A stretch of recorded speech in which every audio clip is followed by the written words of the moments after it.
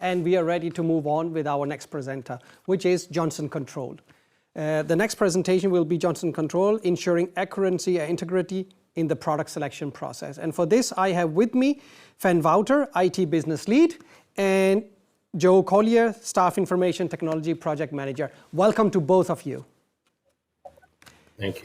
I'm really looking forward for the presentation and how you have been working with the configuration lifecycle management and some of those aspects we have been discussing today and how they have been adopted into your specific use case. So with that, I would like to hand it over to you so you can make your presentation. Alrighty. So my name is Vawter. I'm located in Norman, Oklahoma. We've been a Configit customer for roughly about 5 years now. And so Configit was something that we reached out and we had a problem. Configit was someone we had heard about, but we had never used their products before in the past. And so that's what kind of led us to Configit, a specific problem that we had in the past. And so, are you showing our slides right now? Because I can't see the slide. There we go. Okay. So this is just an illustration of some of the products that we build in Norman, Oklahoma. These are predominantly rooftop HVAC units that provide cooling and heating to commercial buildings, anywhere from a 3-ton unit up to approximately about 150 tons. And really what I'm going to cover is one of our products is our sales tool. And so our sales tool is a web-based application that we currently have that is tied back into SAP. And so we get all our configuration rules for how to configure our products through our sales tool. And this is just a look at what some of our competitors are. So in the industry, we are competitors against Carrier, Trane, and Lennox. Some of the products that we have within Johnson Controls is a Johnson Controls branded product. We also produce products for brands with names of York, a name you may have heard of, Coleman, Luxair, Fraser Johnson, Tempmaster, just to name a few of the products that we sell and the brand names that we sell. And this here is a look at one of our smaller products per se, but you can see on this product that there's quite a few different components to that specific product and some of the options that we would select. So if you're a sales engineer and you're selecting one of these products to sell to your customers, some of these different selections could be the unit efficiency, the heating types, could have gas heat, electric heat, what the voltage is. So some of these things are very specific to the application and to the job that you'd be selling this product to. Economizers, exhauster, filter types. They're just to name some of these specific options that you would select on one of our products. And we do, like I said, we sell products, in some of these selections, we sell products from about 3 tons to 150 tons, but some of these selections from residential products might be as few as maybe 10 selections. On commercial products, we could have as many as 100 different selections. So you could imagine how complex some of these configuration rules could be when you select something that has 100 different selections, and some of these selections could impact what you can select with some of the other options. So it can be very complex. A lot of programming would have to be done to get all these rules programmed correctly. And just to kind of cover what our journey has been and how we got to Configit. And so previously we had a desktop application that we developed in 2007. And we needed a method of how do we get these rules, these configuration rules, out of SAP through VC and into our actual application so that someone could not misconfigure a product when they were trying to submit an order to our factory. And so in 2016, we moved from this desktop application, and we previously had a tool that we had built in-house that would pull those VC rules out of SAP, put them into our desktop software package, and then that way they're in sync with each other. But in 2016, we moved to a web-based application. So in the move to this web-based application, we realized that our in-house tool, conversion tool, would not support a web-based application. And our other problem was our developer that built our extraction tool was no longer with the company, and we had lost the source code. So we had a big problem at that point. And so that was when we reached out to Configit. We worked with Configit. We got the product with the Configit runtime product, and we were able to pull those rules out into a configuration file and then utilize those that file and display those rules in our engineering selection tool. And so our problem was solved. So we were extremely pleased with Configit at that time. And so that was a good moment for us. It relieved a lot of burden off of us, and we were able to move forward with our web-based sales tool.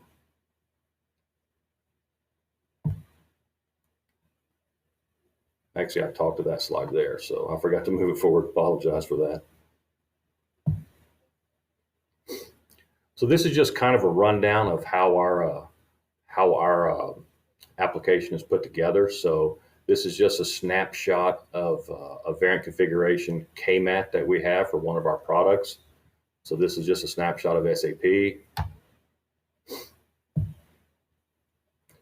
And this here is kind of how our architecture lays out. And so you can see that Configit is lying right between SAP, and on the right-hand side, you'll see our web-based configuration tool. So what you're seeing on the right would be a snapshot of what's going on the left in SAP after we utilize the Configit runtime to extract those rules out of SAP.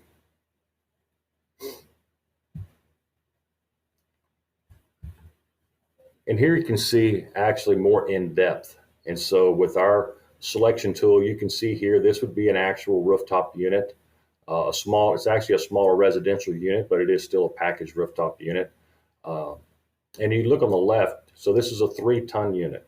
And then you can look at the little snapshot on the right, it's 460 volts. And so this was some of the benefits that we found out of Configit. And so just kind of bear with this screenshot right here. So we got a 3-ton unit at 460 volts.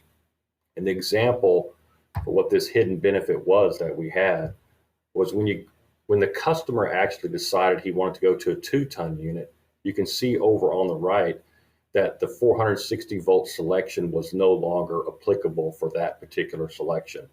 And so the warning signs that it showed that we were able to display to the sales engineer was that, hey, 460 volts is no longer available. And it shows the little red warning there which says, please verify new value. And so that gives the sales engineer that indication that voltage is not available for the 2-ton unit. So you can see previously the 3-ton unit had 460, but now in the 2-ton unit, only 208, 230 volts is available for that specific unit. And at the top, you can see where it triggers a notification to the user, and that gives him that indication that something has changed in his configuration. So there was a dependency within that rule.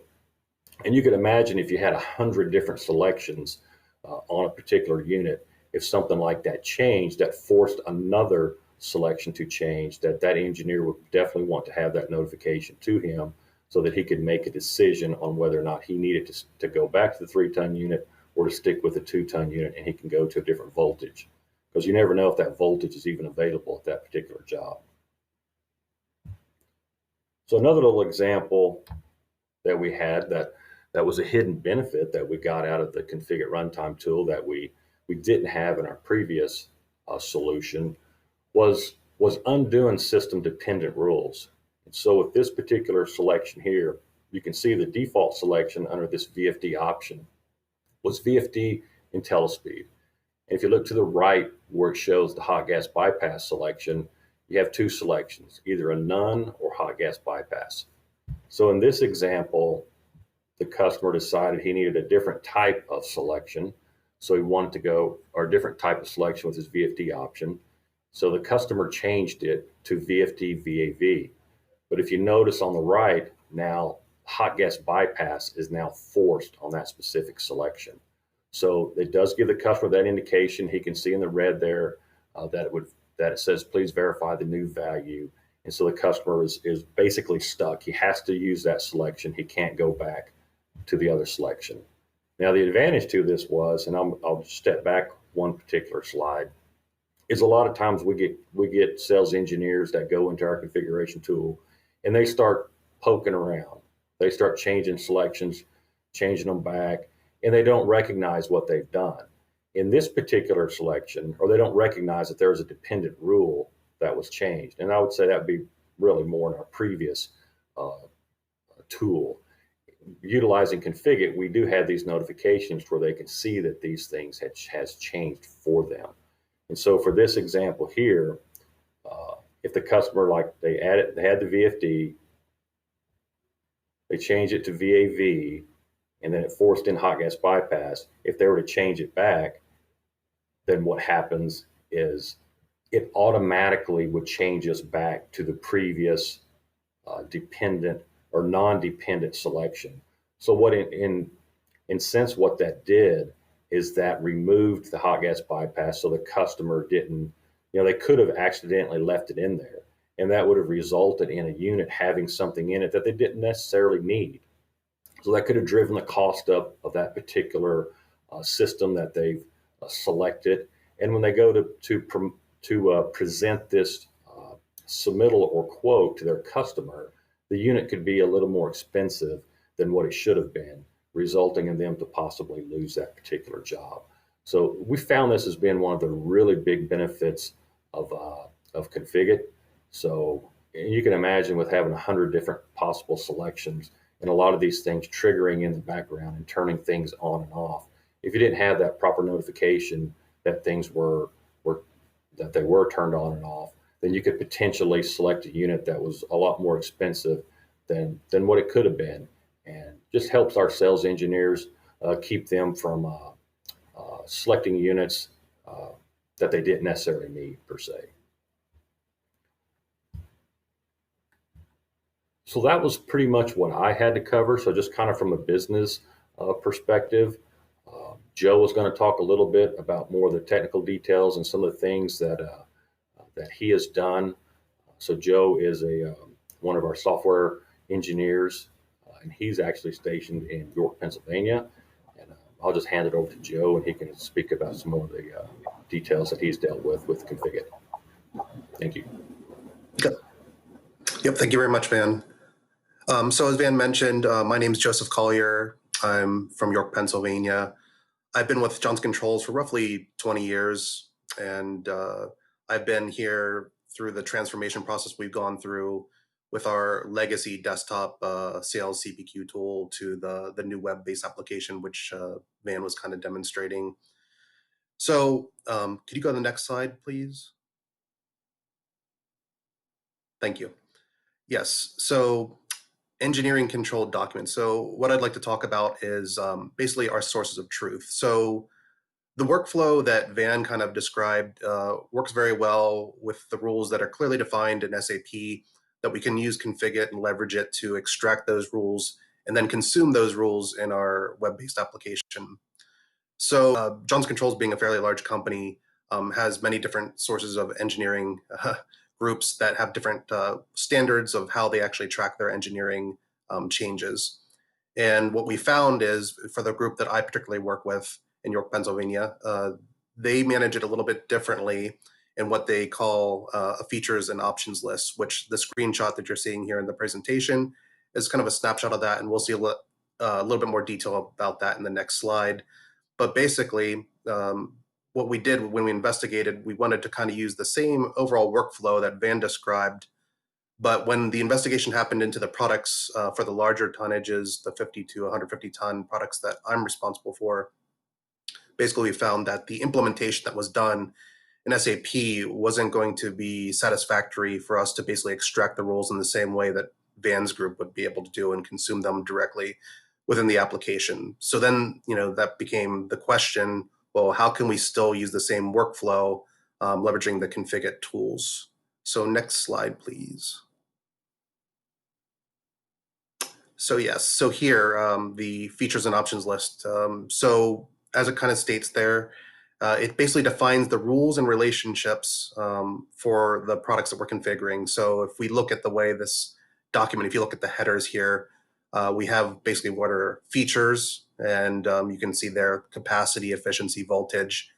And then a few columns over, you can actually see there's an option column. So associated with the capacity, you can see we offer the 50, 51, 60, and 61. So And there's a description associated with each one of those. And then you can also see before the option, there's something called a feature rule or a feature block rule. So basically that's saying is if there's any rules that would enable or disable that feature, the capacity itself, they would be defined there. And then to the right of the option, you can actually see option detail rule. And that column would describe if there's any rules associated with enabling a specific option to that feature. So as it states there, and I mentioned before, this exists externally from SAP. Engineering would provide this document to both us and the SAP team, and it would be our responsibility to implement these rules synergistically across the platform. So next slide, please. So yeah, so the problem statement, as I kind of mentioned, how do we consume these external sources of truth? And how can we maintain that same workflow like Van's group does from SAP and in the VC products? So basically what we did is we reached out to Configit, and they were kind enough to send a representative out to us. I worked closely with this representative to create a POC over the course of about a week or so. We were just examining what was available for what they call the model tool. So if you could go to the next slide, please. Thank you. Yeah, so right here, so the Configit model tool. So the real challenge or ask was, how can we take that features and options list, convert it into a format that would be able to, we would be able to manage, and use it as a source of truth, similar to the SAP extracts from Norman. And what we did is basically it's a manual transformation using the model tool, as you can see on the right-hand side, where we basically were converting everything from that features and options list, which comes down to all the individual features and their associated options, and any rule relationships that may exist between them that are defined from that document. So once we had that all defined and found that that actually worked well through doing the POC, the Configit model tool actually allows us to create an extract of the VT file similar to what comes out of SAP. So could you go to the next slide, please?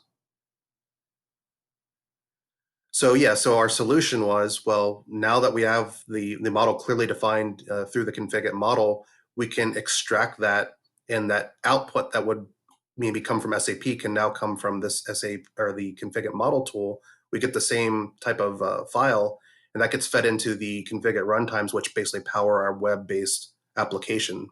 So we maintain the same workflow as Van's group does, but with a different source of truth, essentially, which is a big win for us. So that basically means that we can continue to use the same tools and not have different workflows based on different product groups or geographical locations. And next slide. So yeah, so lessons learned, as I mentioned, reaching out to Configit early and often, it was very helpful, and it helped us explore that POC.